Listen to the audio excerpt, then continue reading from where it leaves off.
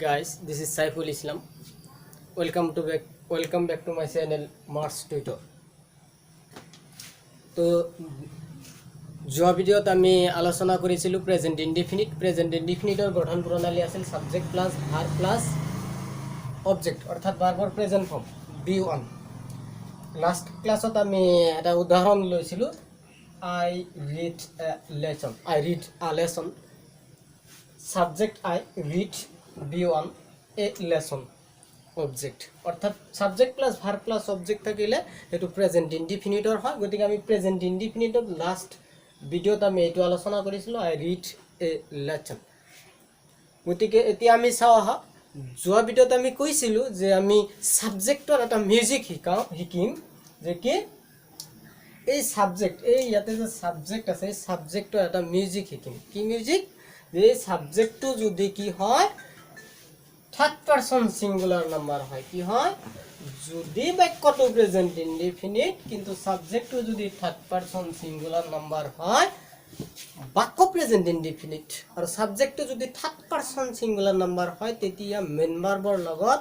এস নতুবা ইয়াত যোগ কৰা হয় গতিকে এতিয়া হক আমি লিখি লম যদি বাক্য present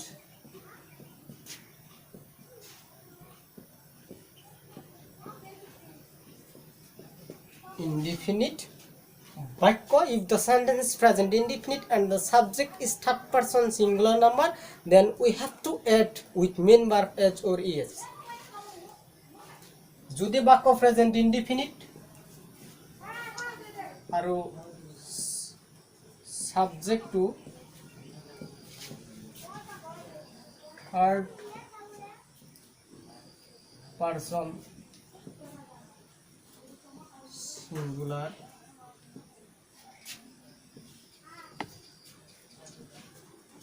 number হয় তেন্তে মেইন ভাৰ্ব অৰ্থাৎ B1 ৰ লগত s নতুবা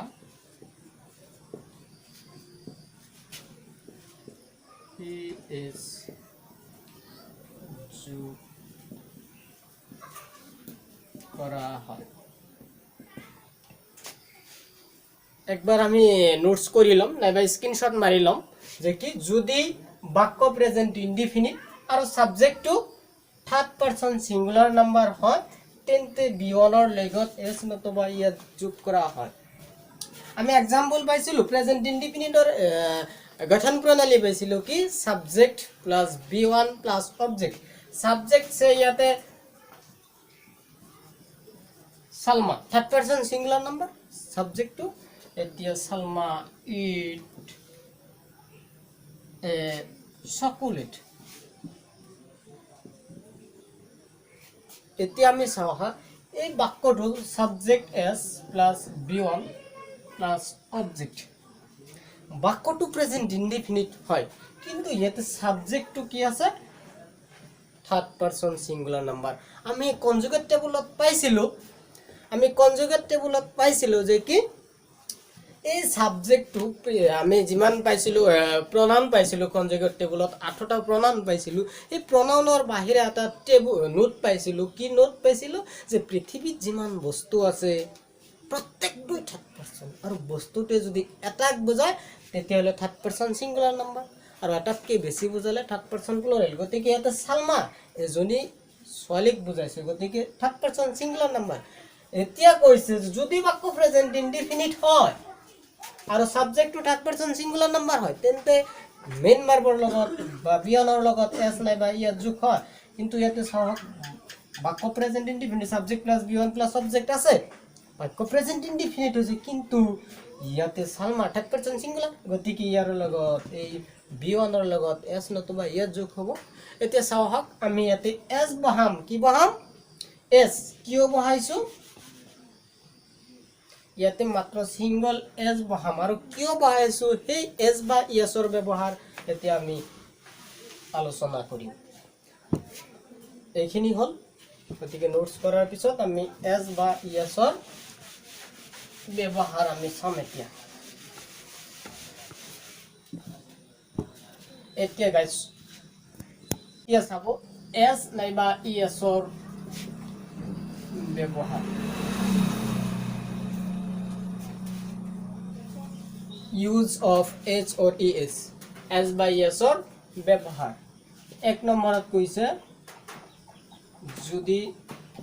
B1 ৰ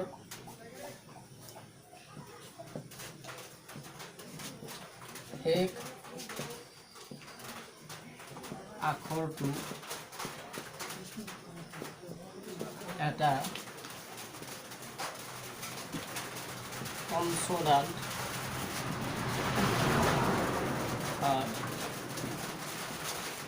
তেন্তে জীৱনৰ লগত মাত্ৰ এক্স যোগ কৰা হয় গাইজ ইয়াতে কৈছে if the last letter of a word or B1 is a consonant then only as is used কৈছে কি যদি হেক আখৰটো বাৰবৰ হেক আখৰটো is the last letter of verb যদি বাৰবৰ হেক আখৰটো কি হয় ইজ এ কনসোনেন্ট এটা কনসোনেন্ট হয় তেতিয়া B1 ৰ লগত মাত্ৰ যোগ কৰা হয় যেনেকৈ আমি পাইছিলো ইট লাষ্ট আখৰটো কি আছিল consonant T T is a consonant so ইয়াৰ লগত মাত্ৰ কি যোগ কৰা হ'ব এস কিন্তু কন্ডিশন দুটা বাক্য প্ৰেজেন্ট ইনডিফিনিট হ'ব লাগিব আৰু subject to third person singular এই বাক্য প্ৰেজেন্ট ইনডিফিনিট আৰু subject to third person singular এই দুটা কন্ডিশন যেতিয়া ফুলফিল কৰিব তেতিয়া B1 ৰ লগত এস নাইবা ইএস যোগ হ'ব কিন্তু এস কত হ'ব যেতিয়া কনসোনেন্ট হ'ব লাষ্ট আখৰটো এইটো এটা ভাৰ্ব হয় B1 হয় B1 ৰ লাষ্ট লেটাৰটো কি টি টি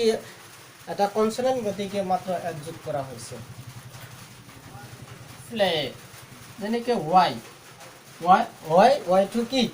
এটা কনসোনেন্ট গতিকে ইয়াতে কি হ'ব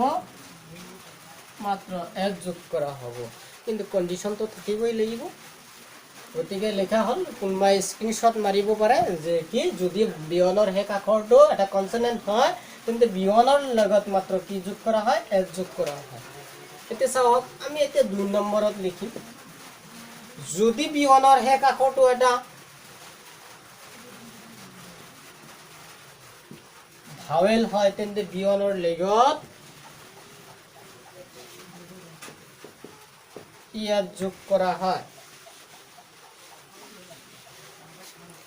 কৈছে কি যদি B1 ৰ হেক আখৰটো এটা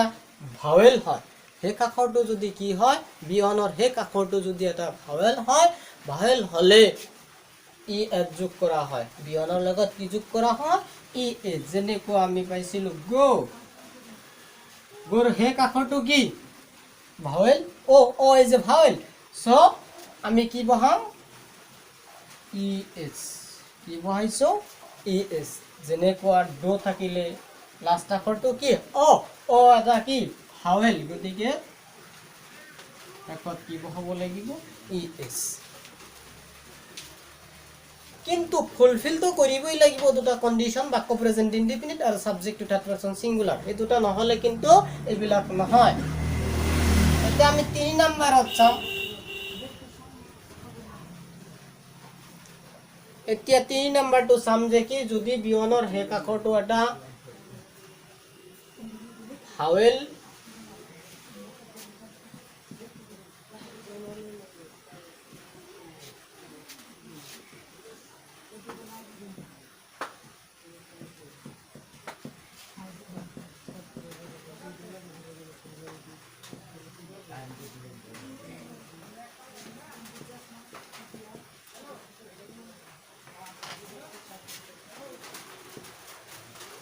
এতিয়া চাও যদি B1 ৰ হেক আখৰটো এটা ভাৱেল হিচাপে ই থাকে ভাৱেল হিচাপে যদি ই থাকে তেন্তে মাত্ৰ যোগ কৰা হয় তাৰমানে ইটো ডাবল কৰা নহয় যেনে কোৱাকে কাম লাষ্টত কি আছে এটা ই আছে ভাৱেল আছে কিন্তু কি আছে ই আছে গতিকে মাত্ৰ যোগ কৰা হ'ব মাত্ৰ এডজেক্ট যেনেকুৱাকৈ লাইক আছে লাষ্টত কি আছে ই আছে গতিকে মাত্ৰ কি যোগ কৰা হ'ব যোগ কৰা হ'ব গতিকে গাইজ এই তিনিটা গ'ল আৰু মাত্ৰ দুটা আছে এছ বাই এছৰ ব্যৱহাৰ গতিকে আমি এছ বাই এছৰ ব্যৱহাৰখিনি শেষ কৰি দিম এতিয়া 4 নম্বৰ একবাৰ চাই ল'ম আমি আগতে লিখি লওঁ তাৰপিছত ক'ম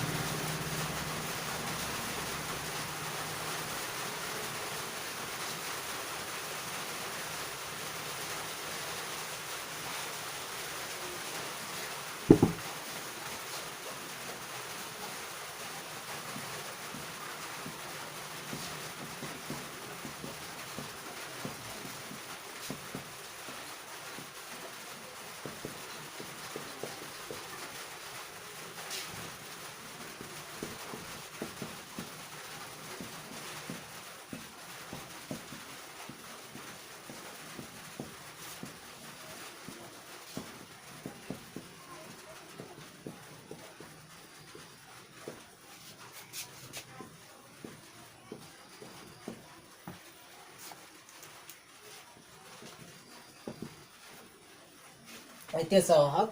এতিয়া কৈছে যে যদি বাৰ্বৰ শেষ আখৰটো এটা ভাৱেল শেষ আখৰটো এটা ভাৱেল আৰু তাৰ আগৰ আখৰটো এটা ভাৱেল শেষৰ আখৰটোও ভাৱেল আৰু তাৰ আগৰ আখৰটো যদি ভাৱেল হয় তেন্তে মাত্ৰ যোগ কৰা হয় যেনেকুৱাকৈ ইয়াতে চাওঁ শেষৰ আখৰটো কি এটা ভাৱেল তাৰ আগৰ এইটো শেষৰ আখৰ তাৰ শেষৰ আগৰ আখৰটো কি এইটো গতিকে এইটো এটা কি ই এটা ভাৱেল গতিকে যদি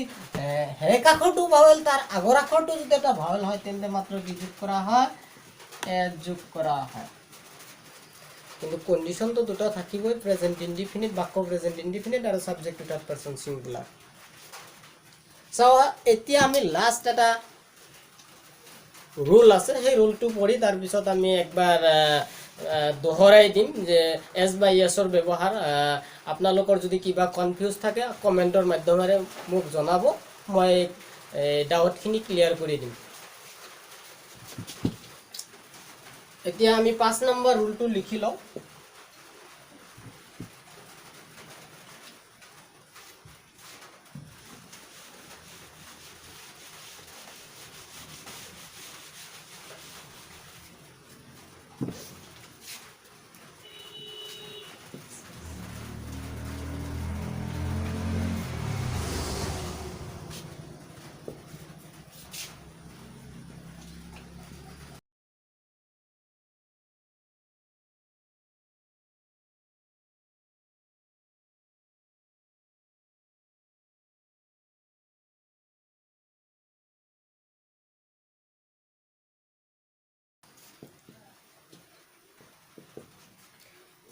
কৈছে কি যদি পিয়নৰ শেষত এছ এছ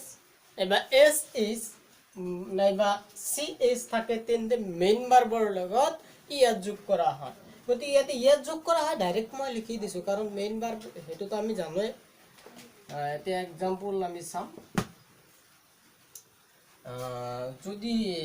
সাপোজ ফিনিশ আছে ফিনিশ